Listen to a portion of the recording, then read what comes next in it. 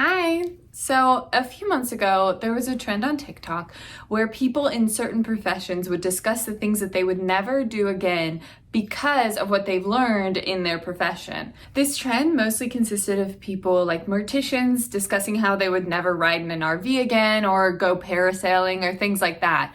But one video caught my eye. It was from a personal injury attorney and TikTok creator who's discussing the things that she would never do again based on her profession of being an attorney. Specifically, all of the cases that she had worked on had kind of turned her off or scarred her about certain things. Most of the things that she mentioned were kind of reasonable. Most of them had to do with like motor vehicles and accidents revolving motor vehicles or like riding on motorcycles, things like that. And I'll try to insert a video or a clip of it if I find it, but I did not save it, so unfortunately it's out there somewhere. But the attorney mentioned one thing in the video that kind of stuck with me and has stuck with me for the last few months. This attorney specifically mentioned that she would never use an apartment gym again. And this nugget of information, like I said, has stuck inside my brain and it kind of kept with me every time I use a gym, but just in general, it's kind of stuck with me. And this nugget of information is especially relevant and salient now. In the last few weeks, from the moment that I'm recording this video, a clip has been circulating showing a vicious attack of a woman inside her apartment gym. For obvious reasons, I will not be sharing this video or any clips of it. I don't want to trigger anyone because it is a terrifying video and it is deeply triggering. Although I'm not going to be showing any clips, I will be discussing it. So if that seems like something that may be triggering to you, especially if attacks against women or violence is triggering to you, you might just want to skip forward in the video. So in this video, specifically the CCTV footage, a woman named Nishali Alma was exercising alone in her apartment gym located in Hillsborough County, Florida. She is just exercising and sees someone approach the door from the outside. And so she then goes and opens the door to a man who is waiting to be let inside the gym. So for anyone who has ever lived in an apartment, this is normal behavior. People lose fobs and their keys, and it's normal to help each other out and just let each other inside buildings. So it's normal for people to just help each other out inside apartment complexes and things like that. But this man had ulterior motives that were uniquely sinister. After being let inside the gym, he proceeded to attack Alma,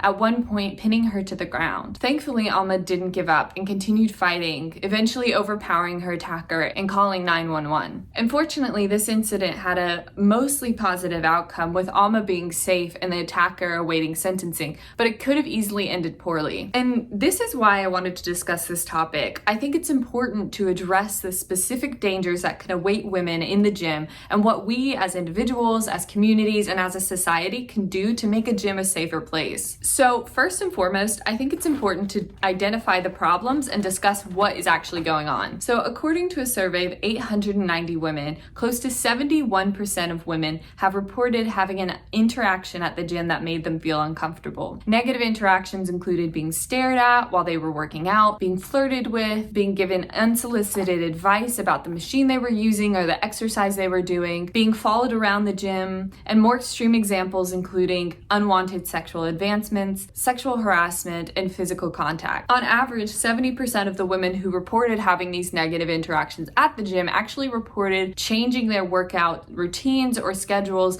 because of these negative interactions. Put another way, the majority of women had negative interactions at the gym, and because of those negative interactions, people felt like they had to completely adjust their gym routines. And this study is just one of many reporting similar findings. And even anecdotally, I think every woman I know has some experience at the gym that made them super uncomfortable, including myself. Whether people like to believe it or not, women are being harassed at gyms at high rates. So now that we've discussed what the problem is and what's going on and what kind of evidence there is to back it up, let's draw back a little bit. In this point in the video, I would like to draw attention to a very specific phenomena that intertwines with the safety and well-being of women at the gym. That being people recording themselves in the gym, and more specifically, the significant and sometimes misogynistic pushback that some people receive for recording themselves at the gym. So it's not uncommon to see people recording themselves or friends at the gym. I mean, I've certainly done it on occasion, but I primarily only do it when like no one else is in the gym and I'm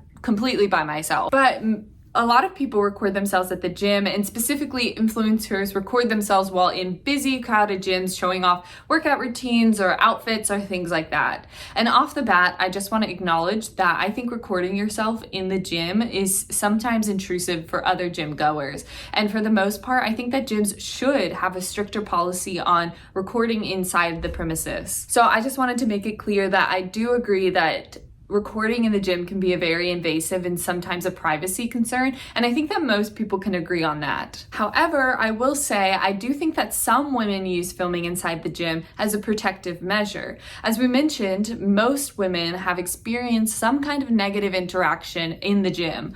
One way to combat these negative interactions is to record the perpetrator. Theoretically, recording a person engaging in negative social behaviors will deter them from continuing and serve as evidence to make people aware of this person's wrongdoing. Essentially, videos can serve as powerful tools for combating potentially negative experiences in the gym. Specifically, if you record them and then go and show the owner or the operator or the manager of the gym, you can kind of see how that can be a protective measure. But this is where it gets tricky.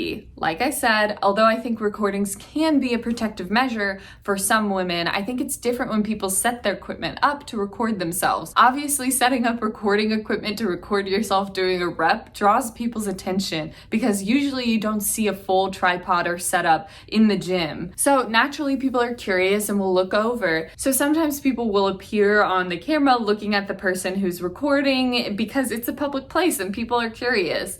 But some of the people recording misconstrue honest observation as malicious leering. This is wrong. Let me just say that. Interpreting someone's glances at you as an advancement or a negative experience like the ones I listed above is wrong. It is not okay to do that, and I just wanted to very much make that clear. Overanalyzing people's glances because they are curious as potentially harmful attacks is not okay and is behavior that should be addressed because it takes away credibility from people who actually do experience those types of negative behaviors I mentioned above. And to be clear, I am all for educating people on video etiquette and when and where to record, and that sometimes recording in the gym can be an invasion of people's privacy, and especially if you didn't ask to be recorded or you just stumble into someone's video, it can be an invasion of privacy. I'm all for educating people about that. But there's educating people, and then there's this guy.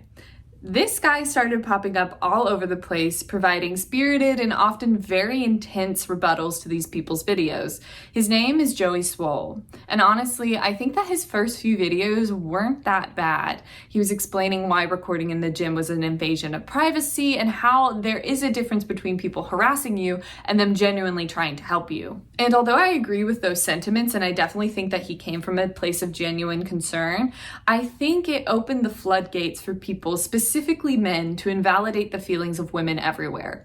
I mean, some of the comments and replies to his video are just completely and blatantly misogynistic and hateful towards women. So although I think he was trying to address an issue, I think he incidentally may have created a maelstrom of hatred and anti-woman backlash from people who were already looking for an avenue to channel their misogyny. I just think he became the vessel for that. So I believe that Swole became this avenue for people to express their misogynistic tendencies and feelings, whilst at the same time invalidating people's feelings and painting women into a corner. In pursuit of making a friendlier and more inclusive space in the gym, which was his original intent, I think him, but mainly, let me say, his followers, have done the exact opposite. And these people have actually made the gym less accommodating for women. And just to be honest, I think this is a broader problem with gym culture in general, and I hope to address this in a later video, but the misogyny within the gym world and gym culture is just wild. So although I condemn the excessive use of filming and people intuiting other people's behaviors as malicious when they probably aren't, I will say that I think that these video rebuttals, specifically from Swole, but there's a lot of them, take the issue a step further and use misogynistic tactics to specifically malign the personality and looks of the people in this video,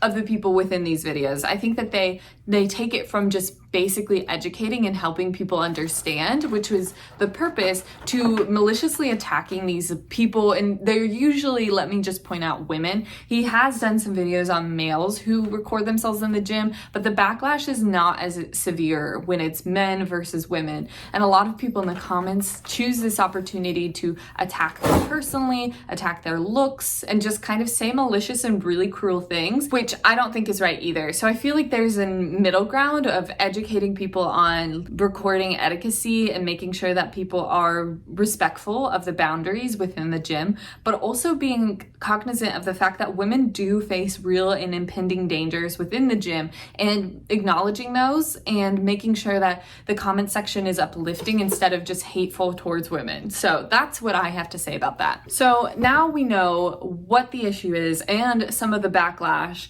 but what can be done to help provide safer spaces for women inside gyms? So I just wanted to say, while looking up what can be done, like what resolutions or what we can do to like make the gym a safer space, a lot of the suggestions were like putting the onus on women to make the changes to make the gym a safer space, and I would really like to push back on that narrative. A lot of the time, and a major argument I see when you try to push back on misogynistic tendencies of men, you get a lot of not all men do that, not all men are like that, which is fair. However, why do all women have to change their behaviors because of a small group of men? I understand the sentiment that not all men, which that's not what we're saying. It's making a logical fallacy, and the argument just doesn't hold.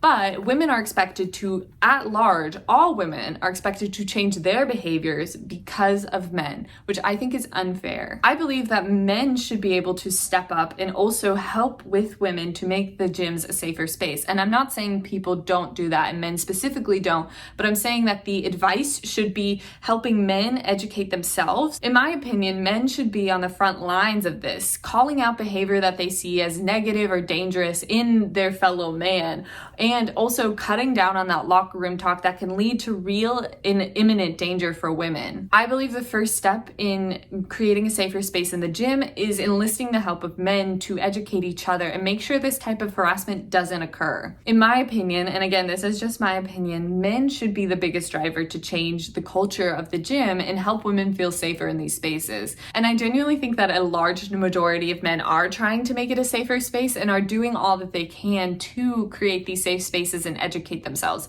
So I would just say that that is something I would push back against, that it's not just only women who should be changing the culture of the gym spaces, men should also be included in that conversation. But in the meantime, since that can take a little bit of time and education is obviously a long-term thing, I also just wanted to share a list of things I found and recommendations for how women or individuals can make the gym a safer space for themselves. These are just a rapid fire list.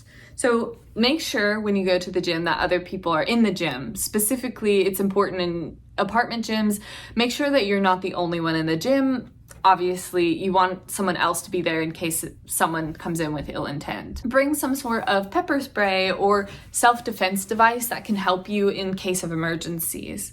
Be aware of your surroundings and know where your exits are.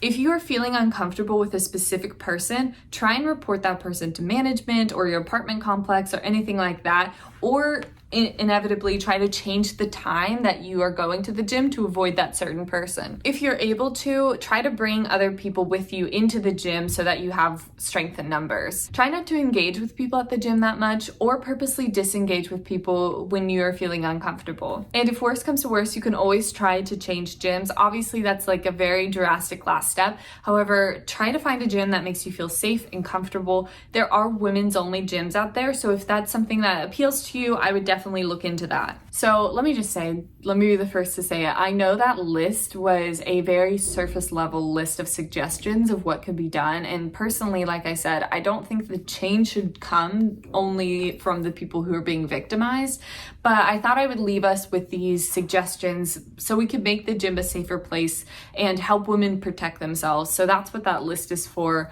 Obviously, again, I think that the change should come from men as well as women, but education for men should be a top priority in order to make these gym spaces a lot more safer for everybody. Let me just say, I think that the gym can and is a safe place for a lot of people. However, 70% of women feeling like they've had an uncomfortable or negative experience, that's a really significant portion of women. And I mean, I think that it just should be lower, obviously. I think everyone wishes that. So I think that educating people and getting the word out there, and also just like working together to change the culture around the gym and who's able to access the gym is a really important first step. And that's why I just wanted to make this video. I think that it's really important to just kind of like sit down and have a conversation about what we can do as a society and community to make the gym a safer place and a welcoming space for others. Well, that is all I have for you. Thank you so much for listening, and I hope to see you in the next one.